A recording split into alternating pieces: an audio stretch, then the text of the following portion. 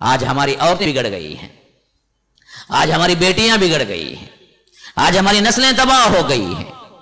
ہمارے ماں باپ کے اندر ایمان نہ رہا، جذبہ نہ رہا، اولاد کی دینی تربیت نہ رہی، اسلام کے جذبے پر معمور ہوا کرتے تھے،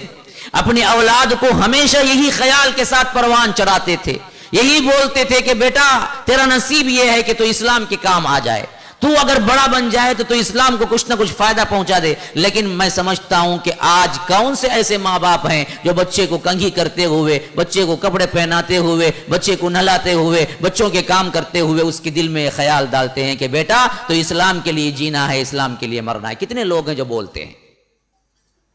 آج ہمارا ٹرینڈ بدل چکا ہے۔ آج ہم کہتے ہیں کہ پڑھ،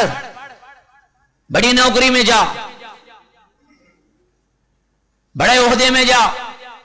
تجھے یہ بننا ہے، تجھے وہ بننا ہے، بڑے گھر میں تیری شادی ہونی ہے، جہیز اتنا کا لینا ہے۔ ماں باپ جس ذہن سے بچے کی سوچ بناتے ہیں وہی تو بچہ بنتا ہے۔ ہمارے اندر کی وہ چاہ ہی ختم ہو گئی جو ہماری ماؤں کی پہلے کی چاہت تھی۔ ہاں، خنسا ایک شاعرہ ہیں، بہت بڑی شاعرہ جو عرب دنیا کی مشہور ترین تھی، جن کے بارے میں آتا ہے کہ عورتوں میں اس سے بڑی کوئی شاعرہ پیدا نہیں ہوئی، اور یہ خنسہ رضی اللہ عنہ بنی، مسلمان ہوئی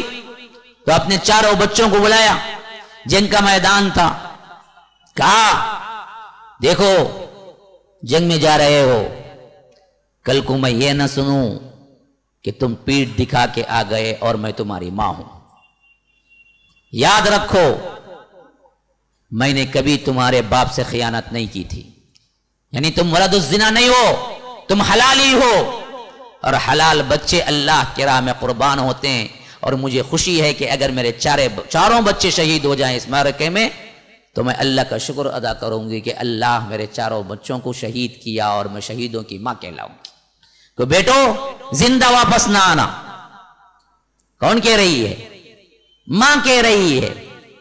کہ بیٹو زندہ واپس نہ آنا، اگر تم پیٹ پھیر کے آؤ گے تو پھر میں تمہیں کیا ہے کبھی زندگی میں بات نہ کروں گی۔ پھر وہی خنسائیں جو معرکے میں گئے تو اجازت چاہیے میں بھی اپنے بیٹوں کے ساتھ جاؤں، کہا کہ عورتوں کی اب کوئی ضرورت نہیں ہے، مرد ہی بہت ہیں،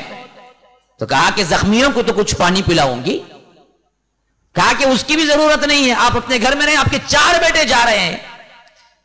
اتنا ایک خاندان کی طرف سے کافی ہے۔ تو انہوں نے کیا کیا؟ اپنے چہرے پہ ڈھاٹا باندھا، چہرہ چھپا لیا اور اپنے بیٹوں کے ساتھ چل پڑی۔ معرکہ پہنچا، اس زور سے لڑی کہ وہاں کے سپہ سالار کو کہنا پڑا کہ پتہ نہیں وہ کون شخص ہے جو ڈھاٹا باندھ کے پوری جنگ میں وہی سوار رہا۔ بعد میں پتہ کرتے کرتے پوچھا گیا کہ وہ کون ہے، تو وہ حضرت خنسا نکلی۔ کہا کہ جب اجازت نہ ملی تو میں نے سوچا کہ مرد ہی بن کے لڑ لو، یہاں رہ کے کیا کرنا ہے، جب اللہ نے اسلام جیسے نعمت کو مجھے دیا ہے تو میرے بیٹوں کے ساتھ میں بھی پہنچ جاؤں۔ اور جنگ ختم ہوئی تو انہیں سنایا گیا کہ دیکھو غم نہ کرو، تمہارے چاروں کے چاروں بیٹے شہید ہو گئے ہیں۔ تو کہا کہ غم کرنے کی کیا بات ہے، میں تو خوشی سے پھولے نہیں سما رہی ہوں کہ اللہ نے مجھے شہیدوں کی ماں بنایا ہے۔ یہ مائیں ہوتی تھی جو کردار ساز ہوتی ہیں، بچے کا پہلا مدرسہ وہی ہے جن سے یہ لوگ پیدا ہوئے، جنہوں نے کیا تاریخ میں اپنا نام ثبت کیا، اور آج ہمارے اخلاق بگڑ گئے، ہمارے خاندانی وراثتیں تبدیل ہو گئی، روایتیں تبدیل ہو گئی، ہمارے اندر کچھ نہ رہا۔ تو یاد رکھیے ایسی ڈرپک اور ذلیل نسل تیار ہو رہی ہے، اس کے بارے میں ہم سوچ بھی نہیں سکتے۔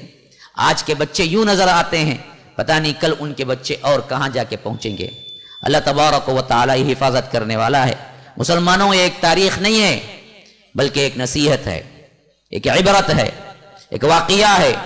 جس کے آئینے میں خود کو تیار کر سکتے ہو، اور پھر ہم اٹھ سکتے ہیں، پھر ہم آنکھوں میں آنکھیں ڈال کے کفار سے کہہ سکتے ہیں کہ ہمارے پاس بھی پھر ایک صلاح الدین پیدا کرنے کی طاقت